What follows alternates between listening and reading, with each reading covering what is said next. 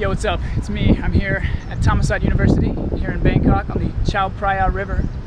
I'm here to talk to you today on the topic of leadership and how creating a lifestyle of leadership can be sort of an unnatural way of life.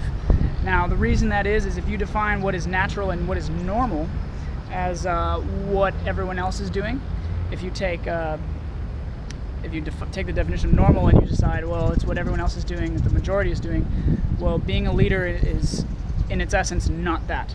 So because of that, we can see being a leader and cultivating that kind of leadership within yourself as sort of an unnatural lifestyle. I'm going to go into that in university and how that plays in a second, but if you look at a survival group of people, say 10 to 15 or more, it can be a nation as well, and you take that into account.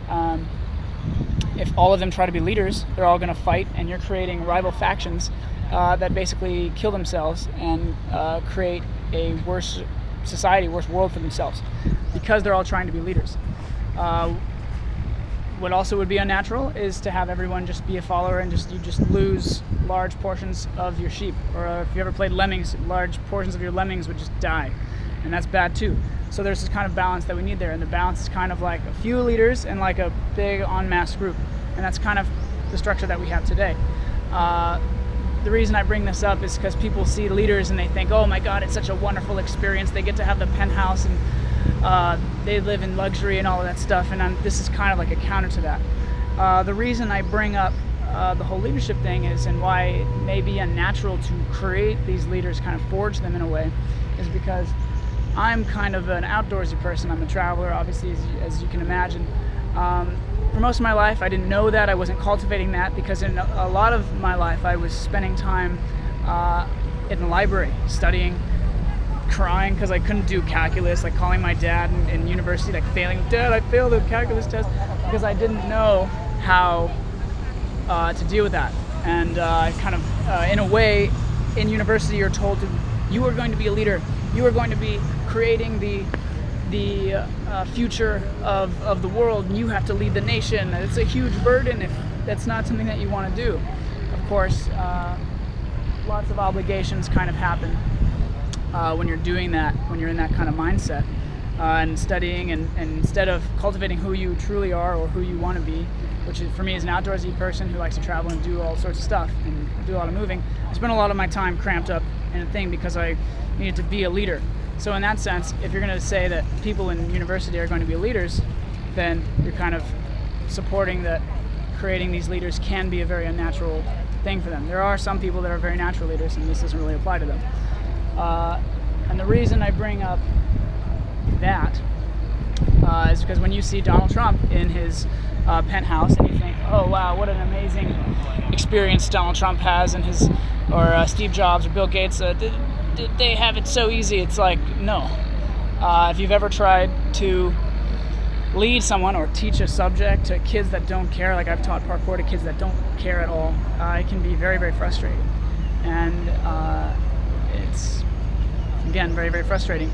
As a leader, you are dealing with all of the other issues that come with that. Let's say if people in your clan or in your tribe don't want to farm today, if they don't want to bring you the crops or do their job, you have to get on them and you have to do that. And so that's kind of like the service that the leader can provide, is making sure that the operations go smoothly and that they work out. I remember back in the States at college at Santa Cruz, I was in the ninjutsu club, and one of our sensei told us he had us do these kind of trails where he'd pick leaders who he thought was the best leader. And in the beginning, you're thinking to yourself, like, oh, I want to be a leader. That would mean respect, and it would mean, like, let's say if you're in a sort of life and death situation, you know, if you're in a tribal situation, well, the leader is generally going to have the best quarters. Well, the leader also has to deal with the most kind of crap out of pretty much any of the other people that are there. They have to deal with, if you're a leader in like a military troop, or if you're a leader on a scout run, you've got to deal with the people that aren't doing their job, and that can be very, very frustrating, and in a way pretty much compensates you for that extra living quarters. But yeah, so it was very interesting to find out that the moral of that story was basically you learned that being the leader wasn't always the best thing, because you had to deal with everybody else who's not doing their job, and you are now taking the responsibility, not just yourself and your own survival or whatever it is, but you're also dealing with everybody else for the good of everybody else. So in a way, it kind of pays for itself in terms of being a leader and getting to live in that high-up penthouse. So the moral of the story is, if you see people up in their amazing houses or their wonderful penthouse suites or something, and you think, oh, well, they're just the rich and doing this stuff. They had to do stuff to get there, and in many cases that means, if there was an entrepreneurial decision, it means being a leader and taking those risks and taking that responsibility and doing it as well. So that's just kind of another perspective. I'm not saying anybody's wrong, but if you're one of those people that goes,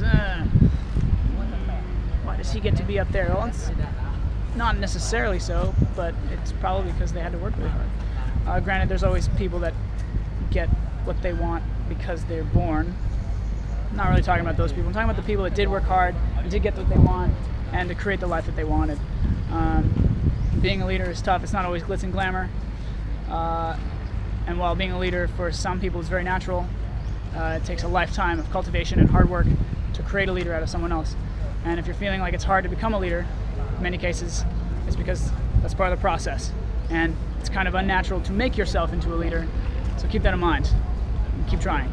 All right, so with that said, I'm gonna crack out of here. I got class in 5 minutes. And yeah, so beautiful Thammasat, definitely different here. The kids, the students don't really, they do respect the teacher. It's an interesting thing.